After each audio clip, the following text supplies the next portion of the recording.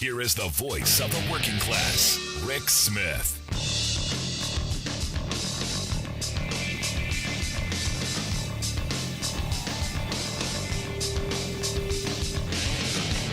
And welcome, brothers, sisters, working class heroes. This is the Rick Smith Show.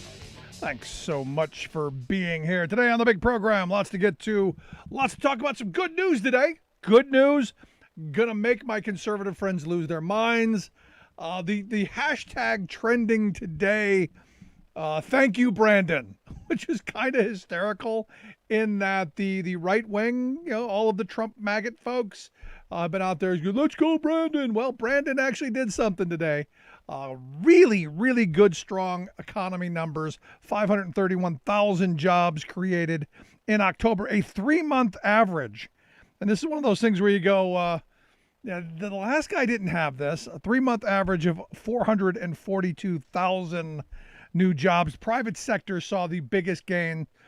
They said 604,000. Lost some in the public sector as that is contracting. Manufacturing jobs grew by 60,000. Construction over 44,000. Lots of good numbers. Good stuff. In fact, wage growth fairly strong. That's a good thing. Need a little bit of bump. Good thing in my view. What we didn't have today, didn't have the movement on the infrastructure and the Build Back Better plan. Started off okay. We were going to get some votes on this. The House was ready to go. They were going to move both pieces of legislation. It was going to be great. A 10-year plan on the budget reconciliation side of $1.85 trillion on social and environmental spending. Good stuff. And we'll go through some of that. And then came the bickering. Understand, good, strong economy numbers. The economy is doing fairly well. I mean, given the fact that we're coming out of a pandemic, given the fact that all of the challenges that have gone on, and a Republican Party hell-bent on making sure everyone is miserable, and a conservative media that always is, it's all bad, the sky's falling. Job numbers actually really good. Now, here's the thing, and this is where I think Democrats, as I said, they better go and find a picket line this weekend. They better go find a worker and follow them around. They better go get that master's class on working class economics that happens every time there's a strike line, because they got nothing done today. Again, there was high hopes. There was talk, we're going to get this through and it's going to happen. They're going to get the bill to the desk, all that, and then an abrupt stop because of the Democrats' internal division. Now, go home. This is all the wrong messaging.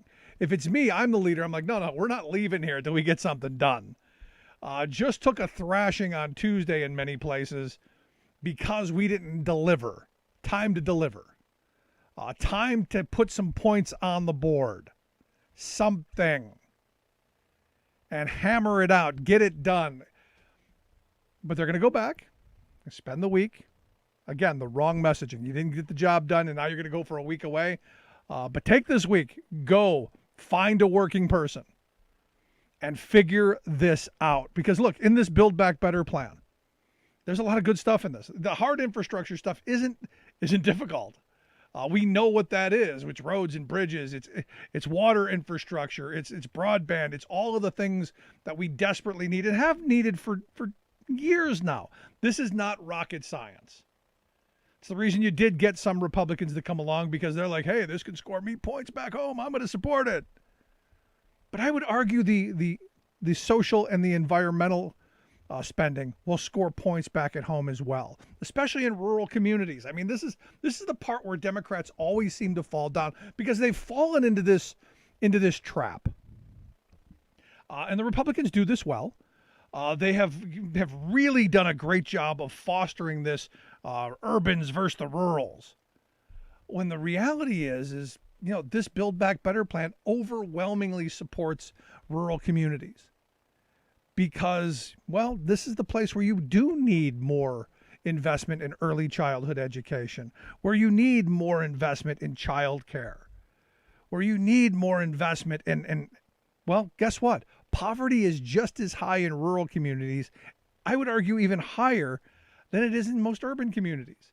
So they need the child tax credit is just as much. So it's interesting how we allow these things to be framed without the Democrats coming out and saying, look, this is the reality. This isn't right or left. This isn't rural urban. This is up down. This is rich poor. This is, if you need the helping hand, we're going to get it to you. We're going to make lives better. You know, what happened to that, chicken in every pot, a Chevy in every driveway kind of mentality that the old school politicians understood? It's about making lives better. It's not about tearing apart. It's not about division. It's about how do we make everyone better? And not slicing and dicing and saying, well, we're going to help them over here, but not these. No, it's about helping all of the working class. And that's what this Build Back Better plan does. And that's what they've got to start hammering more. And look, we've got a media culture that they don't want to tell that story because they're hung up in the horse race. They're hung up in the boxing match. They're hung up in them slugging it out and, of course, not getting anything done. Because, how boring would it have been, on cable news? We go, well, the Democrats actually got something done today and it's going to help make people's lives better. Oh, what are we going to talk about for the next 23 hours and 59 minutes? That's the real. Well, things are going to get better. We got nothing to complain about. I guess we go about the rest of our lives. We go do something else. This is the thing that drives me crazy. This is all stuff that could and should be done already. Like I said, this Build Back Better plan would make massive investments in early childhood education. 3 and 4 year olds going to get to preschool and get that advantage because the studies are there. We know, and this is one of those things where I think about myself. My wife and I were fortunate. We had the resources to be able to pay to have our children go to a good quality pre-K program. And when our kids went to kindergarten, they were beyond ready. They were 100% ready. They were reading. They were doing all the stuff that you go, wow, they're so far ahead. And what happened? Well, what happened is they languished while waiting for the other kids to catch up. So basically, what we did is we had wasted, resources, and we had wasted resources that we were hoping would put them way ahead, ended up making them, well, you already understand this. Go over the corner. And we'll deal with the kids who didn't get it. And it was infuriating because every kid should have that opportunity. Every kid should have been that far ahead so that it makes life easier going forward and it gets better. So for me, this is a no-brainer. Making sure that every kid's ready to go and all of that, no-brainer to me. The investment in childcare, family in this economy, you need 2 incomes. Don't like it, hate it, wish it were different. That's the reality. Helping families get childcare, this is a big part of this. And I don't really know many people. I know a couple. Well, I didn't get any. You get that crowd. And on a lot of these fronts, you get that crowd. Well, we didn't have that when I was younger. Well, of course not. Because you weren't smart enough to push for it. But just because you did it bad in the past, just because you did it wrong yesterday, doesn't mean you have to continue to do it wrong tomorrow. Also, going to deliver some care for people who need it. Seniors to stay in their homes. People with disabilities to stay in their homes. There's a lot of good in this. And smart. I mean, that's the problem. I guess that's the problem. If there are smart policies in here, we can't possibly have them. It seems to be, at least it seems to be. Also, the $300 a month that will continue for the next year, which will help 39 million households stay out of poverty and kids won't go to hungry. And here's the part that blows my mind. Remember, the Republicans keep telling us they're the party of family values and how much they love the children. Love the children. Except when we have to feed them. And this is one of those ways that we can do that. Now, I have people say, well, this is socialism. It's handouts. I don't hear many people complaining, and I know lots of people getting it. There are millions of people getting it. Not too many complaints when they're getting it. It's just when those people get it. Define those people however you have to. And the thing is, we can expand this stuff to help all children, to help all seniors. We can create an environment where the edges of the capitalist knife are not as sharp. And that we make people's lives better. I mean, this is the part that, I keep coming back to. For me, it's not about Democrat, Republican, right, left. It's about how do we get things done? How do we make lives better? How do we make people's lives easier? I mean, ultimately, it's about, isn't that what we're supposed to be doing? Isn't that what we want our government to do? Now, there's also in this, if you've been hearing about the reports coming out of this CHOP 26, which Greta Thunberg is saying is nothing but a PR stunt, and I agree. Nothing's going to come out of that. There's a historic investments in helping to fight climate change. Something I worry about my kids. Look, I'm not that concerned for myself. We're probably not going to live to see the really bad effects. 2070 is well down the road for me. But when you have a report that comes out in 2070 that says, that year, 3 billion people are going to live in places that are uninhabitable, you're talking about chaos. You're talking about wars. You're talking about mass refugee crisis. You're just talking about just all kinds of chaos and a planet on fire. And you go, we can do better than that. We can, this is where we go, we can care about our grandchildren, even if they're not born yet. Help us move towards, cleaner, greener technologies.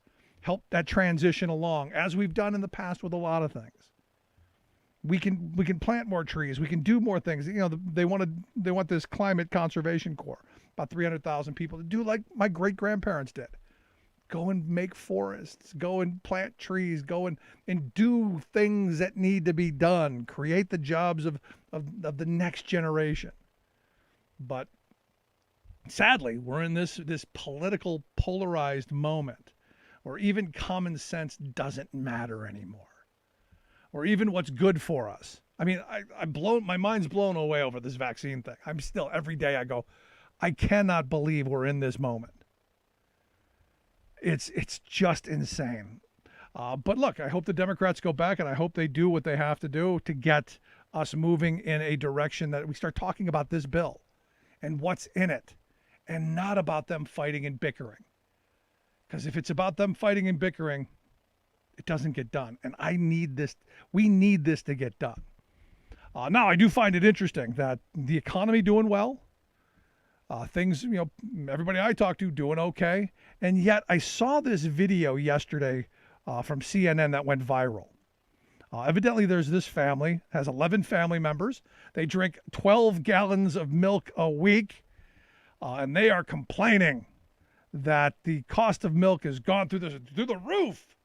In fact, they say that this is one of those things that you go, really? Because of inflation, they're saying that a gallon of milk that they used to pay for, before the pandemic, was $1.99 a gallon, and they're now, because of inflation, paying $2.79. I got to tell you, I don't know where you get a gallon of milk for $1.99. I'm not the one who goes shopping in the family, but I do know it's been well higher than that for a very long time. And it's these kind of anecdotal, oh my God, the sky's falling, that has, and it being reported on by places like CNN, that this is factual. I don't remember the last time that milk was $1.99. It's probably been years. But it's this kind of frame that, oh my God, the sky's falling. And the reality is prices are going up a little bit. Milk has jumped by 26% since 2018. But that has less to do with the pandemic and more to do with consolidation and the fact that, well, we're losing dairies at an alarming rate to massive consolidation. But no, we're going to blame COVID for it. And is COVID making it worse? COVID's making everything a little worse. But it's this monopolizing of all of our industries that's doing this. Are prices going up? Yeah, but so are wages. And understand, prices aren't going up anywhere near where they were in the 70s, because we keep getting this, wow, it's the 1970s. No, it's not. It's not. The sky is falling mentality, we got to calm down a little bit. Calm down a little bit. And finally, Labor Secretary Marty Walsh, Biden has come out and said, look, by, I guess, January 4th it is, we're moving on the vaccine thing.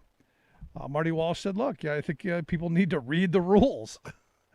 The Labor Department, the federal government, has every right to impose a vaccine mandate on private businesses. Their job is to keep workplaces safe. And for me, this is one of those moments where we have failed ourselves. We really have. We have failed ourselves in that you have so many people who are going to try and, flout the rules. I'm better than this. And there are going to be all these fights and all this stuff that's going to create more polarization. And in the meantime, the virus who doesn't care who you voted for in the last election, the virus who doesn't care whether you're wearing a mask or not wearing a mask, vaccinated or unvaccinated, is going to try and figure out how to get stronger. And sadly, we could potentially end up right back where we started from. Because we don't have the kind of sense anymore to go, how do we protect ourselves? I literally had someone the other day tell me, it's no different than the flu. Everybody I know who's had it, it's just like the flu. You get sick, you get better. Except for the 750,000 people who didn't. Except for the millions of people who have the long COVID, who have pre-existing conditions that are going to be hanging around for quite some time. And we're stuck, talking about Aaron Rodgers. I personally don't care about Aaron Rodgers. I care about the guy on the factory floor. I care about the person working for the trucking company. I care about the person working in the supermarket who has to be exposed to the people around him who look at this and go, oh, wow, the perfect health specimen. He barely had anything, and he gets ivermectin. We're just in such a weird, insane spot where we can't even look at each other and go, you know what, I care that you don't get this. I care if you get sick. And I care if you get me sick. And how do we make sure that we figure this out? It's so bizarre. It's such a weird position that we find ourselves because of our whatever stripe we put on our political sleeve. Insane, crazy, and all of the above. And the fact that we can't agree on getting granny chompers. I mean, we are in such a screwed up spot. But I'd love to hear your thoughts. You can email me, rick@thericksmithshow.com. Going to take a quick break. When we come back and talk a little bit about the open enrollment period of the ACA. Right back after this. Stick around. There's nothing more American than workers standing up, and the union gives a voice to win. On the Rick Smith Show. I'm Rick Smith, and this is Labor History in 2. On this day in labor history, the year was 1945. That was the day workers in Windsor, Ontario, walked off the job in a general strike to support strikers at Ford Motor Company. 20,000 CIO workers brought the city's industrial production to a complete standstill. 11,000 members of UAW Local 200 had been on strike against Ford since September 12th. They demanded a union shop and dues checkoff. As the strike wore on, picket lines swelled every day with as many as 1,000 to 2,000 amassing at the gates to stop scabs. Then, on this day, more than 9,000 additional members of Amalgamated UAW Local 195, working at 27 area plants, joined them in support. Thousands of picketers set up a blockade at Ford's riverfront plant that tied up the city's transit system. Sandwich Street was choked with cars, buses, and trucks. More than 1,000 cars were bumper to bumper in an endless traffic jam as strikers worked to prevent a police attack on the picket lines. The 2-mile blockade and general strike were in effect for 2 days until the government threatened to send in federal troops to aid provincial and Canadian police. Thousands continued to picket. By November 12th, AFL and CIO leaders throughout Canada were calling for a work holiday to show support. Then, on December 19th, workers agreed to binding arbitration. Supreme Court Justice Ivan Rand was assigned the case. He ruled against the closed shop, but for dues checkoff. he put forth a series of rules and penalties regarding labor disputes that would come to be known as the Rand Formula. It has served as the basis for labor relations and collective bargaining in Canada ever since. Labor History in 2 brought to you by the Illinois Labor History Society and The Rick Smith Show. Welcome back to the Rick Smith Show. Now, here is Rick Smith. So it appears everything I just said, forget about it. Evidently, they're going to vote. I guess they didn't leave. I guess the bus ticket didn't get stamped yet. There may be some voting happening on the bipartisan infrastructure bill and the Build Back Better plan. We'll see. We'll see what happens. I am not holding my breath. I am not going to do it again. Not going there. Just not going to do it. Anyway, here to share some thoughts on, well, what is actually happening as things change and develop. I've asked our good friend Laura Packard to come and talk to us. Laura is a stage 4 cancer survivor and executive director of Healthcare Voter. Laura, thanks for taking time for us. Thanks for having me back. And I was just having a conversation just a few hours ago saying they're done. They're walking away. It'll happen for Thanksgiving. And then wait, more news. Yeah, I'm like, make up your mind already. Are you going to do it or aren't you? We need it desperately need it. So I guess what are the odds now? What are the chances of them actually getting something accomplished? Well, Biden put out a statement just a few minutes ago, and it sounds like what the plan, and we'll see if this actually comes true, but that tonight they will vote on the bipartisan infrastructure bill in the House, and then they will vote on the rule for the Build Back Better. So that not the actual bill, but the procedural stuff, because a few so-called moderate Democrats said they wouldn't vote for that bill until there was a CBO score, until all the financial stuff came out.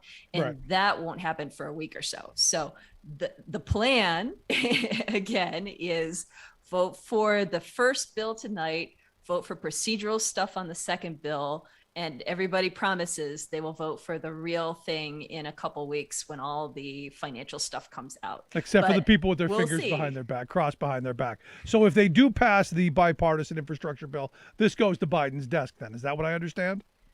Yes, because it's already passed the Senate. So if the House doesn't make any changes, if they just vote it as is, it goes to Biden for his signature. All right, so we may actually see something get done, and before the weekend and before they go away. That would be good messaging. Yes, although the election already happened. But I would just like to point out, first of all, no Republicans are voting for this. So as much as I point out the Democrats that are dragging their feet, 0 Republicans are doing the right thing. And second, it's just a few Democrats that are really holding things up in both the House and the Senate. The vast majority of the elected Democrats in the House and in the Senate support both these bills. It's just a few people that are gumming up the works. Yeah, no, it's one of those things where you got to get something done, guys. Come on, something. Yeah, and I think that maybe the results in New Jersey and in Virginia hopefully made it clear that the American public is not happy right now, and Democrats need to deliver if they want to be reelected. Yeah, no, it's that simple. So this is actually pretty good news then. I mean, this is potentially something helpful. Yes. I mean, I am more interested in the second bill because it's got all the healthcare pieces, all the human infrastructure pieces. And I mean, I care about roads and bridges, but it's not that's the easy part. The hard part is the other stuff. Now, now, what do you think the chances are of one going and the other? Because that's always been the fear. That the fear is that they coupled them together so that the easy stuff gets done and then the harder stuff comes along. What are the chances of well, we got what we wanted. Sorry, that's the end of the road. I mean, that's always a possibility, and that worries me. So far, progressives have really played this smartly. Not voting when they had the power to not vote, and making sure that the second bill didn't get killed, keeping them together, making sure the second bill stays alive. So we'll see. Now, as the executive director of healthcare voter, what's in this Build Back Better plan? Because look, we've been hearing a lot about numbers. It's 6 trillion, 3.5 trillion, trillion 3/4, trillion 8.5. Just numbers all over the place and bickering, lots of bickering, lots of fighting, and I don't think most people know what's in it. On the healthcare front, how will this social infrastructure spending, how will this help people get healthcare? Okay. First of all, it makes the tax subsidies that were in the American Rescue Plan to make ACA health insurance plans cheaper. Those expire next year. And so it extends them out through 2025. Second, it fills the Medicaid gap. So low-income people in places like Texas and Florida and Georgia and North Carolina can't get health insurance right now because they don't qualify for any help through the ACA, but they also can't get Medicaid. So they're locked out. And that's over 2 million Americans that can't get health care that need it most. So it fixes that. Also through 2025, it now lowers the cost of prescription drugs through Medicare negotiation. So I think it's 10 drugs to start and then more drugs after that. But what's interesting to people even that don't have Medicare is that it would cap insulin costs at $35 a month, whether you have Medicare or not. So that's a big, big thing for diabetics. Right. And it would also strengthen Medicare by including a hearing benefit. Yeah, I wish it was all of the dental and the vision as well, but evidently that not possible. But I look at this and you said Texas, you said Georgia, you said Alabama, Mississippi, you said those states, right? And my first thought is, didn't they vote for Trump? Why is Biden helping them? Aren't we supposed to be punishing the people who don't come along with us? Well, I think 2 brand new senators in Georgia and one very powerful and an inspirational senator in Wisconsin have been pushing for this, as well as Jim Clyburn in the House in South Carolina and House Democrats, because, I mean, this is just plain wrong. 2 million Americans can't get health care and they're low income. They need it most. And regardless of where they live, they shouldn't be punished for the bad choices of their elected officials. In many cases, it's so gerrymandered, they never had a shot at electing anybody. Now, of course, I'm not being serious, but the former guy, that side may have. But I'm looking at this because a lot of times things are framed between the rurals and the urbans. And I look at this Build Back Better plan, and a lot of the help goes to, urban areas and rural areas that didn't support Biden, that are probably never going to support Biden. But it's being done because it's absolutely the right thing that has to be done.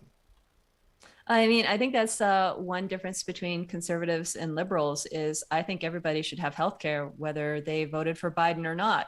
And I'm not sure that conservatives believe that.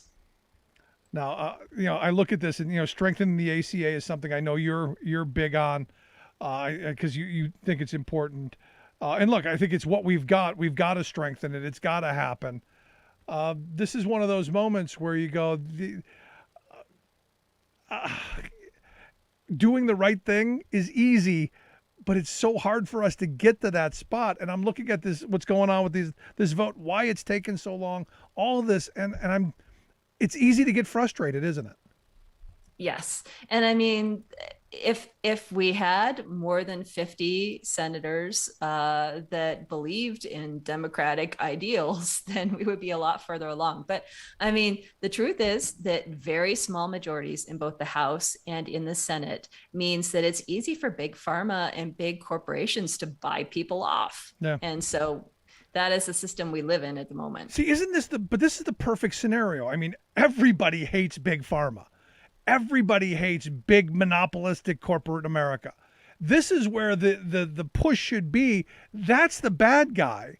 That's the evildoer, to use a Bush frame. Not my neighbor, not the guy who votes for the Republican. I mean, we've framed things we've had things framed for us in all the wrong ways, right, left, progressive, moderate, Democrat, Republican. It's rich, poor. It's always been rich, poor. It's always been the moneyed interest versus everyone else.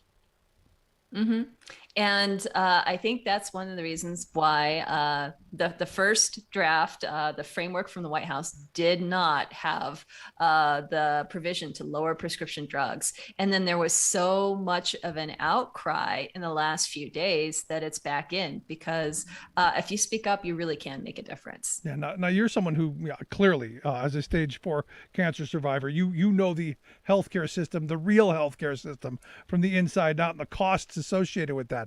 When you're talking about these drugs, we're talking massive amounts of money, aren't we? Yes. And we pay more than any other country. I think we pay 2 to 3 times more than any other country, because every other country uses their buying power to negotiate, to force these big pharmaceutical companies to come to the table. And we're the only ones that say, we'll pay whatever number is on the bill. You write a number on the bill and we'll pay it. No arguments. Because we're Americans, damn it. We pay full price.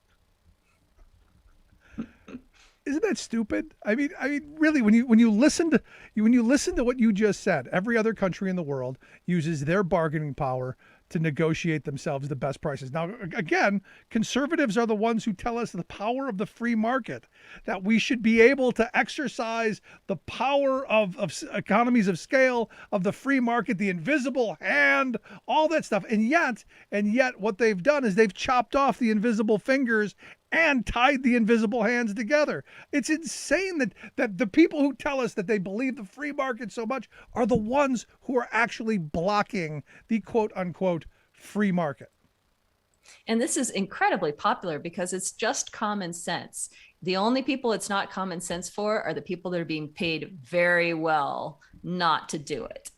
Yeah. Now, one of those people, that the allegation is she's been paid very well to do it, is Senator Dipsy Doo from Arizona, who's the one who's been, I call her Senator Dipsy Doo for the little dance she did when she shot down the minimum wage increase, because I don't get what the hell that was.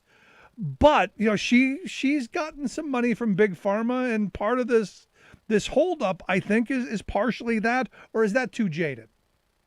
She is a top recipient of Big Pharma dollars, and I'm sure they are making calls to her, telling her what they want her to do for that money. So yeah, I think if she wasn't getting Big Pharma money, she'd be in a lot different place on this bill. Yeah, isn't this one of those moments where now we start talking about, we can't get the things that people want, because, you talk to people about what's actually in this Build Back Better plan. It polls really well. It's very popular. People want, early childhood education to get their children an education. They want free college, which I understand not in this anymore, but they want to expand the college years to help their students. They want to get, children fed. They want Granny to get some chompers and some glasses. They want these things that are in there, and yet the moneyed interest have figured out how to rig this game so that we, the people, never quite get what we want, or more importantly, what we need. And yet they seem to keep doing well time and time again. Isn't this time to start talking about some major campaign finance reforms, some way of getting this huge monopolistic money out of our government? Well, that's why I hope that next up, once we get through this, is working on HR 1 and reforming the way we run elections and campaign finance in this country, because right now it is far too easy for big money to push elected officials around. It's incredibly popular, the things in this bill. And also taxing the rich to pay for it is incredibly popular too. And yet here we are, and it's unclear what all is going to make it in. Yeah, how is that not possible?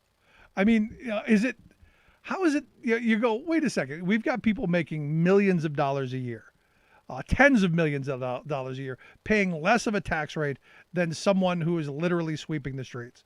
How is it fair? How is it sane? How is it rational? And how does it continue to be? This is one of those things where if we framed things, I think, differently, maybe there would be the pitchforks out. Maybe there would be the riots. The fact that our kids aren't getting the opportunities that we deserve. Our seniors aren't getting what they're entitled to because we've got 745 USDA certified billionaires who pocketed a cool $2.1 trillion over the pandemic. And we've got to protect their profits, Laura. We got to protect them. And this bill is now under $2 trillion. So it's just money buys influence and power in our system, and they protect their wealth. So the vote is happening as we speak. What should we be doing other than crossing our fingers, doing the pray thing? Do you do that? Well, I think you should contact your representatives. If you haven't yet, contact your representative, contact your senators, tell them you want them to vote for Build Back Better and include all the healthcare pieces, because no matter what happens tonight, the Senate still has to do their thing too. And it sounds like Manchin is gonna do some writing, some rewriting. We'll see what he comes up with. So it is so important to keep contacting your senators as well as your representative. While he sits on his gigantic boat driving around in his Maserati, you go, what? How is it that this guy represents the poor, one of the poorest states in the country? A guy who lives on a yacht and drives a Maserati. I don't know. Make a good living as a senator, I guess. No, not really. I mean, 175 grand a year is a reasonable living. Not driving a Maserati, living on a yacht. I don't know that you can do that. There's a lot more to this. Yeah, and I mean that's one of the reasons why we need campaign finance reform. Yeah, and especially in West Virginia. I mean, a state that so desperately needs healthcare. I've got friends who live there, and their healthcare system is in dire need of help. There is so much that Manchin could bring back to that state, so much that this kind of legislation can do for rural areas. I mean, that's the part that blows my mind. In this is so much for the people who hate Biden the most, the ones who are screaming, "Let's go, Brandon," instead of saying, "Thank you, Brandon." Yeah, well, I mean, that's a whole other issue with misinformation and disinformation, and the way that our media system is just collapsing and people can't get good factual information anymore. But thank you for your show. There you go. Laura, I appreciate the time. As always, great talk with you. We'll see you back here in the next hour during the panel. Thanks so much. Thank you. Our good friend Laura Packard. No, I mean, seriously, at the end of the day, when you look at this, the fact that this isn't a no-brainer, that this hasn't just sailed through and become law already is a testament of how broken our system is, and how we better figure out how to get back into the streets and talking to each other, maybe back to the bars, have a drink, something, that maybe the common will, the things that we want and need that are in this, that are popular, that poll really well, that maybe we get done. I know it's a stretch. I know it's difficult, but maybe we can have that happen. Love to hear your thoughts. You can email me, rick@thericksmithshow.com. Gonna take a quick break. Right back after this. Stick around to listen to The Rick Smith Show. Remembering that united we bargain, divided we beg. Rick Smith.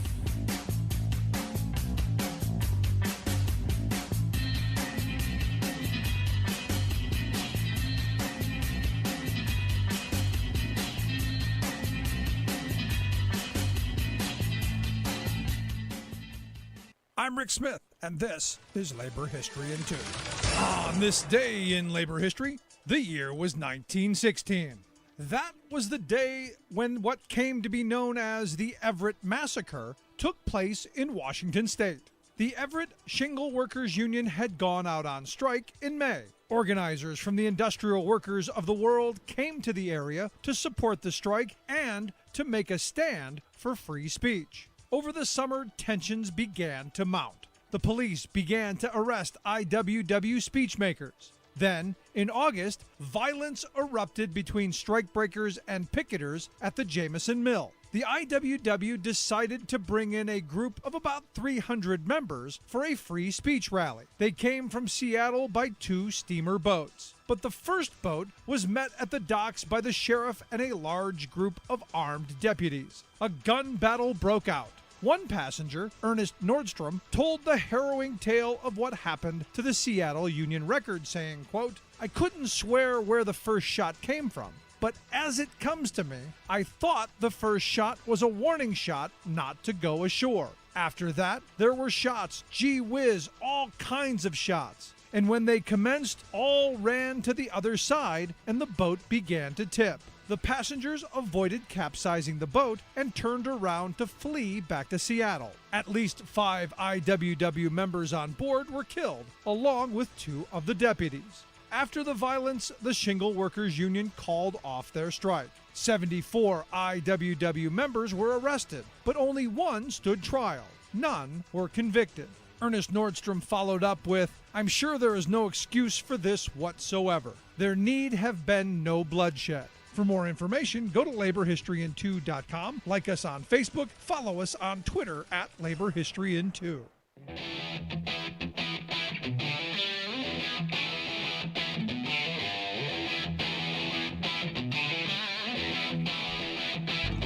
Welcome back to the Rick Smith Show. Now, here is Rick Smith. So, Colorado Democratic Governor Jared Polis in a little hot seat right now. And look, this could be a good thing. ProPublica has come out with a report that says that during the years 2013, 14, and 15, the tech entrepreneur and former congressman used every donation possible, every financial arrangement, everything he could possibly legally do to get out of paying taxes. Now, understand, in 2017, they said he was the 3rd wealthiest guy in Congress with an estimated wealth of $306 million. But during that period from 10 to 18, he paid just 8.2%, even though his average yearly income was over $1.5 million. This is an opportunity to go, yeah, I did that. It was legal and it's wrong. We should be doing something better. Now, the average working person in this country, according to ProPublica, says that they pay about a 19% tax rate over on their income, which, I got a problem with that. I'm here to share some thoughts on maybe how this works and where we need to be going forward. I've asked our good friend Morris Pearl to come talk with us. Morris is the chief cook and bottle washer, the chairman over at the Patriotic Millionaires. Morris, thanks for taking time for us. Great to be in your show again, Rick. So looking at Jared Polis's predicament here, I see an opportunity. I see a chance for him to go, yeah, this is what my financial people did, and it's wrong. It shouldn't be this way. There's a chance here to do something good. Yeah, that's the whole point of that we've been trying to make all this time, is that rich people don't have to pay much taxes, because we have in this country an income tax system on taxable income. Now, if you make money from your salary and you get a paycheck with money deducted from that paycheck every single week, well, you know what your income is, you know what your taxes are, it's fairly clear. But for somebody like me, my income is from my stock portfolio. I can take tons of money out and spend it and live very well and not have any income, because I don't only have income if I sell something and then I look back and see that I paid less for that thing that I sold whenever I bought it years ago. I don't have to do that. I don't have any money deducted from anything. So I can decide for myself if I want to pay taxes or not. And my tax rate is less than the average 19%, I'll tell you that. Yeah. Now, you're literally the guy who wrote the book on taxing the rich. In fact, that's the name of the book, Tax the Rich, How Lies, Loopholes, and Lobbyists Make the Rich Even Richer. And again, you come back to this lobbyist component because, right now they're voting on this Build Back Better plan, which I think a lot of this stuff we desperately need, and polls really well. And it's the lobbyists who seem to be the ones who are holding this up the best. It seems that way. I remember once, I'm sitting in my apartment on Park Avenue. I remember once just over there, I was in a penthouse meeting with some, cocktail party with a senator once. And he said, "Oh, it's a good thing I'm not a self-funder like this other guy is, because the only places like this where I meet regular people." I thought, you really think that people who paid $1,000 to talk to you for a few minutes over a glass of wine are regular people? But after a while, they tend to forget everybody else. Yeah, because those are the people they've spent all of their time with. yeah, and this is why I've said, Democrats, when they go home, they should find a picket line. They should grab onto a worker and get a master's class on working class economics and find out what average everyday people are really going through and try and address some of those struggles. Because look, we've done very well for the wealthy. I mean, we have a period right now where we've got 745 certified USDA certified billionaires who did really well during the pandemic. Some of that should filter down, because we were told trickle down was going to happen. Hasn't, but some of it should. And it's not like God's countenance shined upon these people and God said you should be rich. A bunch of them are rich because of things their grandparents or parents did, and they inherited money. A bunch of them are rich because of the pandemic. Yeah. Because, companies like Amazon sold so much more stuff during the pandemic because we couldn't go shopping. So I think that we should be charging at least the same tax rates for rich people as we do for people who work for a living. It's just ridiculous that I have a lower tax rate than you do, Rick. Yeah, and how we calculate different kinds of income. Income should be income. I mean, the fact that you get a lower rate because you bought stock than someone who's driving a truck or swinging a hammer just seems inherently rigged from the beginning. It's like the Congress people think, oh, we have a shortage of hedge fund managers, so we need to give them a special tax break. Maybe we have a shortage of emergency room nurses. They should get a special tax break. I think we have a shortage of truck drivers right now. Maybe they should get a special tax break. I have not seen any evidence of a shortage of hedge fund managers. Yeah.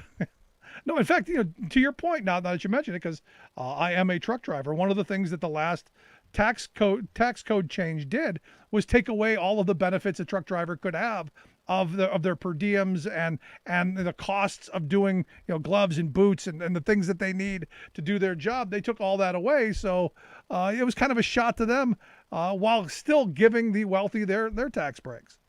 That's part of the problem, is that not a lot of truck drivers show up at these $1,000 person fundraisers and schmooze with their senators and Congress people. I don't know why not, but I got to tell you, I've met a lot of people in Congress. I know a lot of people in Congress. I'm not paying $1,000 to go sit down with them. I'm just not. It's not that important to me. But, I do understand how the game is played. And I have friends who were in Congress, and one of them told me, look, no one's ever bought my vote. Morris, no one's ever bought my vote. But they did get my ear for 15 minutes, and that's what that $1,000 is about. And after a few years, they spend so much time with these people, and they hear so much about, the frustrations of rich people who have this investment income and they have to send in a check to the IRS every once in a while and get out their pen and an envelope and a stamp and mail it in. And, it's so frustrating. And they hear that so long. After a few years, even the best of them tend to believe it. So let me ask you this, because the story that we're told, Morris, is that if I give you all the money, because you're the smart guy in the room, you're the smartest guy in the room here. If I give you all the money, you're going to know what to do with it, and it's going to filter down, and it's going to be better for everyone. That's the story that we're told, that we have to give the best and the brightest to take care of the rest of us. Has that worked out? It doesn't filter down. Money filters up. When all these people in New York are all paying their iPhone bills and buying stuff on iTunes and ordering stuff on Amazon that comes in cardboard boxes and has to be delivered, I get a little bit of money because all these companies I invest in make a little bit of money, whether it's Verizon or Apple or Amazon or any of these. And every time somebody spends money at one of these things, that makes people like me who invest in these companies a little bit richer. Money is filtering up, Rick, not down. Right.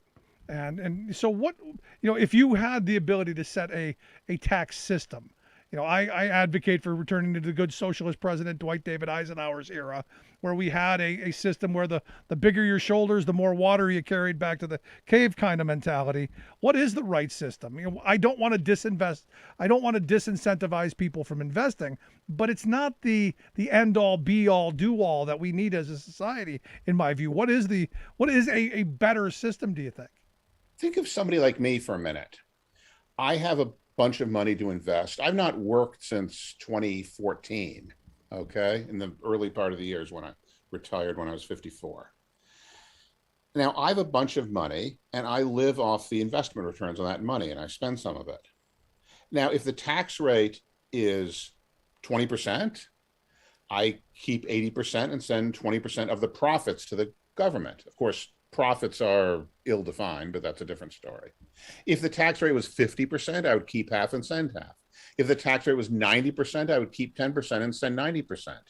I would never just take all the money and stick it in a box under my bed. Then I'd get zero.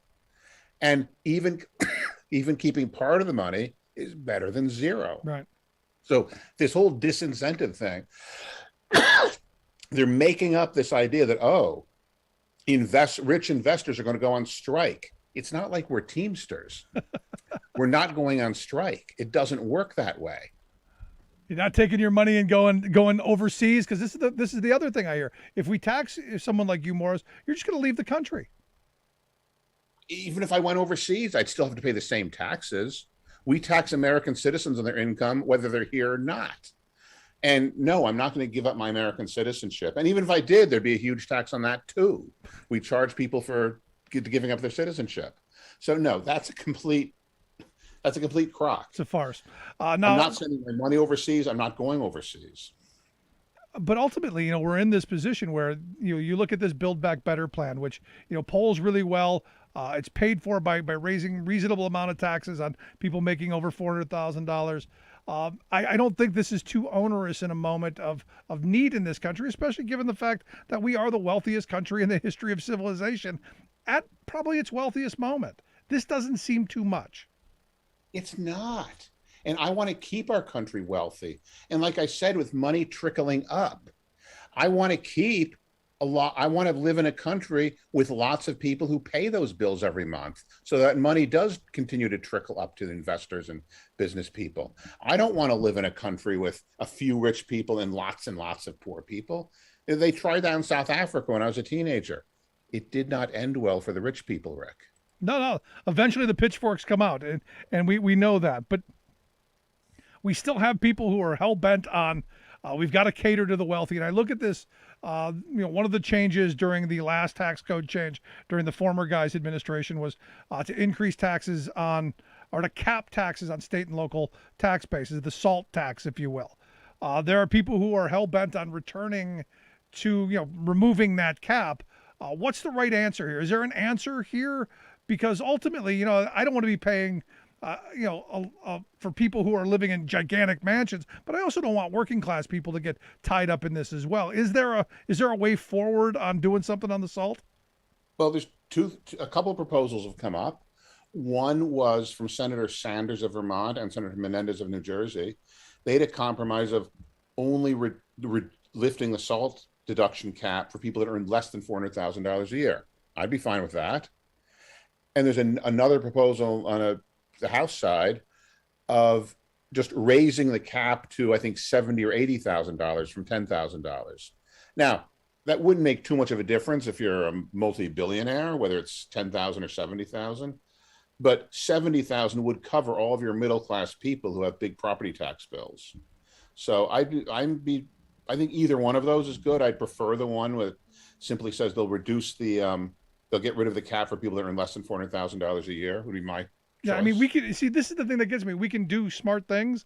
It doesn't have to be all or nothing. There are no zero-sum games, in my view. We can do some of this stuff. But here's the problem: we've got to do something. And I look at what happened on Tuesday, and I want to get your assessment of the results of Tuesday, especially in Virginia and New Jersey. I think it's a testament of not getting things done and being able to go to voters and going, look, this is the bacon we're bringing home. This is how we're making lives better. Well, I think you're right. I think the Congress people know that too. I happened to be at a retreat with 17 U.S. senators on the Democratic side just last weekend at a resort. And to a man or a woman, they said, we have to deliver. We have to pass these bills. We have to have something to deliver to the American people when we go campaigning, in 2022. And they all know that. And they have to pass some laws to provide these things like childcare, like education to the American people. And they know that. So in looking at what happened on Tuesday, I know there are a lot of people saying the sky's falling. Democrats are in big trouble. I'm not as concerned right now as I will be in a couple of months, especially if nothing gets done on the infrastructure side. How concerned are you about 2022? I mean, I can't even think a whole year ahead.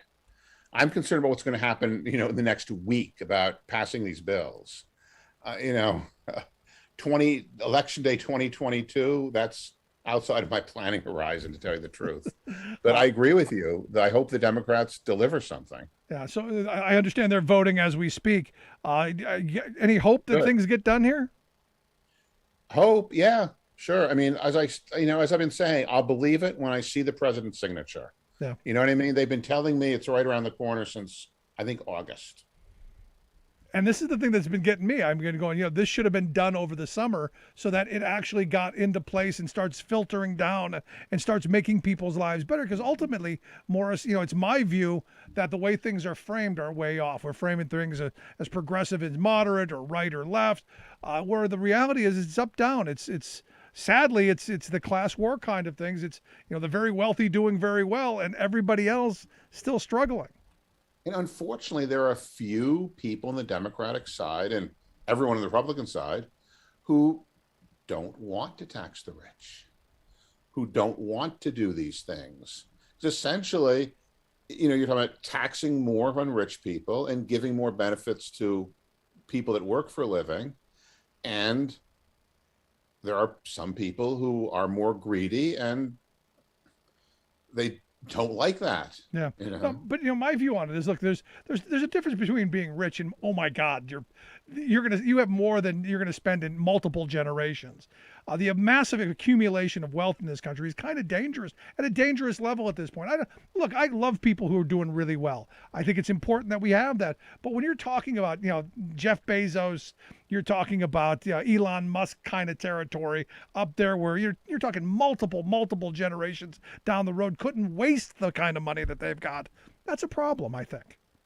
Well, I mean, I don't mind. I mean, I don't think it's a problem with a small number of ultra rich people. We've had people like the Rockefellers and the Morgans and, Carnegie and Mellon, and we've had very rich people in this country before.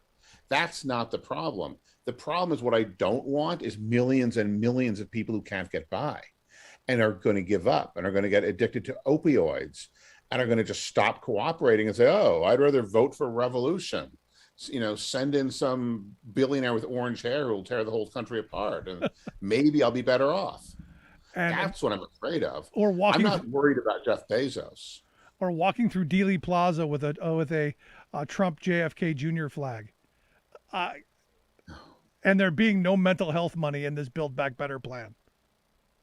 Yeah, I mean, we need to realize we're all in this together. I mean, maybe not every last person. Maybe there are a few billionaires rich enough to make their money by extracting minerals from the earth, and they don't really care about anyone else. But for the most part, most investors, most business people, most people on Main Street and Wall Street, they need the whole country to succeed. Yep. They need everybody or almost everybody be doing okay in order for investments and businesses to survive. We are in this together, and we have to understand that. That is the message. The book, Tax the Rich, How Lies, Loopholes, and Lobbyists Make the Rich Even Richer, co-authored by Morris Pearl. You can get that at patrioticmillionaires.org. Make sure you check out their work. Morris, it's always great talking with you, always fun. I appreciate you taking some time for us. Thank you. Great.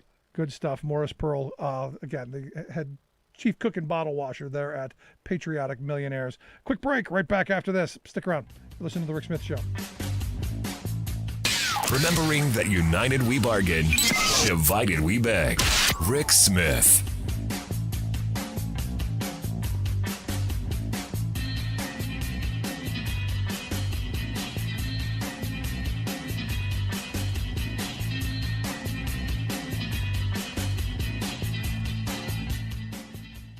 I'm Rick Smith, and this is Labor History in 2. On this day in labor history, the year was 1855. That was the day that Eugene V. Debs was born in Terre Haute, Indiana.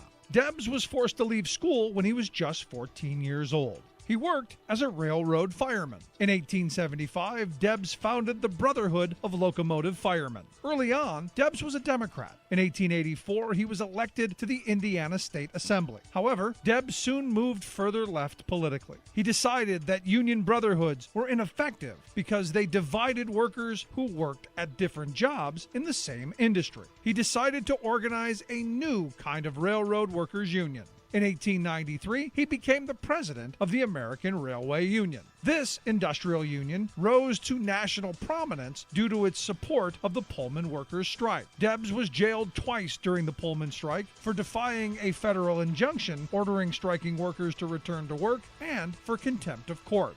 Debs spent 6 months in jail. While in prison, he read about socialism, and in 1900 and 1904, Debs was the Socialist Party's presidential nominee. Debs was also a founding member of the International Workers of the World, or Wobblies.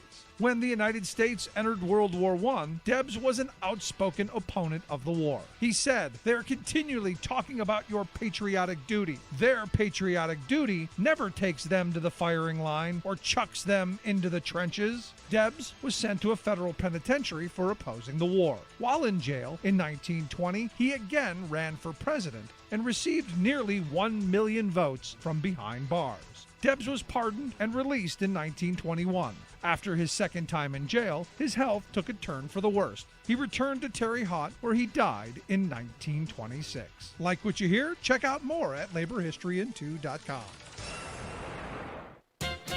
Ralph Waldo Emerson told about a guest who came to dinner and spent the entire evening prattling about his own integrity.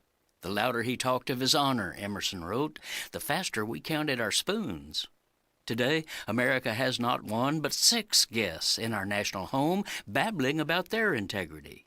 They are the 6 extremist Republican judges who now control our Supreme Court, and it's a bit unsettling to hear them go on and on, almost frantically pleading with us to believe in their judicial impartiality.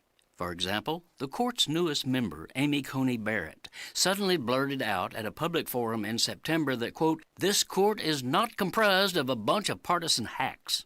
Whoa, better count our spoons. In fact, each of the 6 were installed on the court by right-wing Republicans specifically because they had proven to be devout partisan hacks.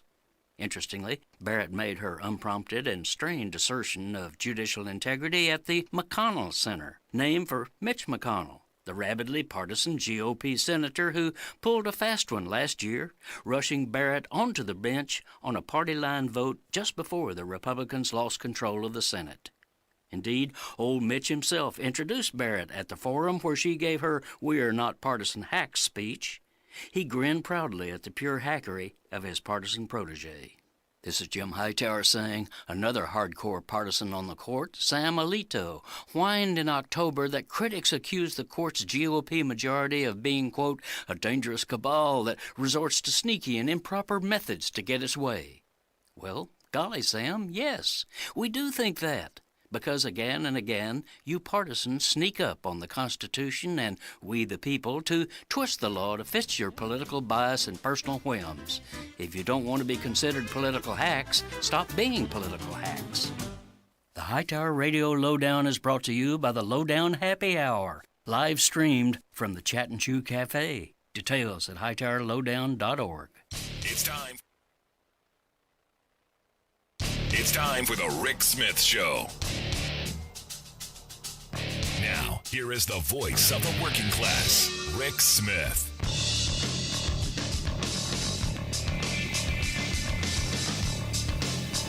And welcome, brothers, sisters, working class heroes. This is the Rick Smith Show. Thanks so much for being here today on the big program. Lots to get to, lots to talk about. What an interesting, not so fun week it has been. You had what happened on Tuesday, all of the fun on Wednesday. Thursday, some interesting stuff to go through. Lots and lots for our all-star panel to delve into. We're going to start on Tuesday with the elections. Lots of the sky's falling. It's the end of the world. But we'll get to all of that with our all-star panel of Scott Dworkin of the Democratic Coalition, Rich Ojeda, national spokesperson for No Dems Left Behind, and Laura Packard, stage 4 cancer survivor. Guys, thanks so much for taking time for us. and welcome to the program. Scott, let's start with you. The big election on Tuesday. Initial thoughts? What election? Was there an election on Tuesday? New Jersey. That's what you're talking about? New Jersey, how the Democrat won re-election for the first time in decades. Virginia was a tough loss.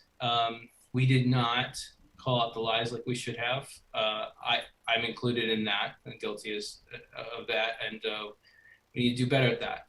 We don't need to hold back and wonder if it's going to affect the race or not. We need to call out all the lies all the time. Until they apologize and rescind whatever they're lying about. In this example, it's the big lie about critical race theory, a thing that's not even taught in Virginia schools. So I think we just need to do better at that. I also think that we need to think about any kind of our candidates. We need to think about our candidates being diverse and representative of the people that vote for us, and not perennial candidates. And we need to really actually observe that. So an old DLC retread, third way middle Democrat, probably not going to do it next year.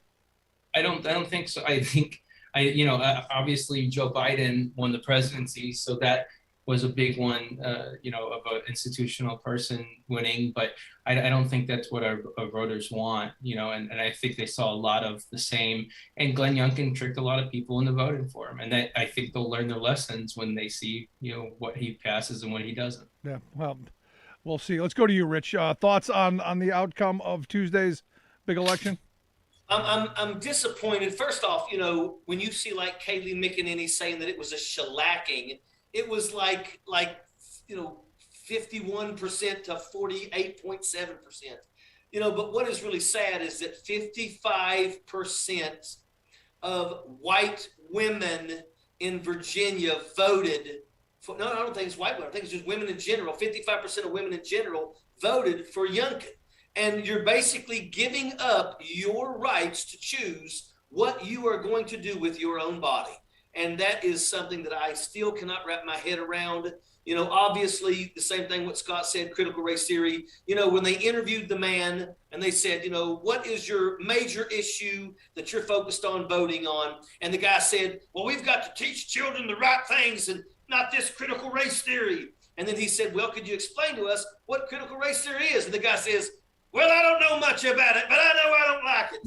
And that is absolutely the problem that we have in this country. And it is so frustrating how we continue to find ourselves losing races because of absolute misinformation, lies, and absolute scare tactics from the far right. Yeah. We've got to fight back. And you know what? Jamie Harrison at the DNC needs to learn how to absolutely go toe-to-toe with people and stop playing the same games because the Democrats keep losing. Yeah. But the guy knew it was critical. He knew it was a theory, and something about race can't have that. Now, Laura, that was it. We're told it was the non-college educated white women. That's who threw this election in Virginia. And I would argue that the Democrats didn't give white, non-educated white women too much to vote for, whereas the Republicans fed them the red meat of you're protecting your babies. Well, I would say two things. First of all, Democrats when people vote for a candidate, they vote for you to do something. So Democrats have been in power now for a few years, and it's their job to do something. At least in Virginia and New Jersey, there's been Democratic control. And actually, a lot of great things have been passed in Virginia and New Jersey. It's just that some candidates, like the candidate at the top, didn't run on those. So do something when people elect you to office. And you can't run away from the misinformation and lies just because you don't want to talk about it.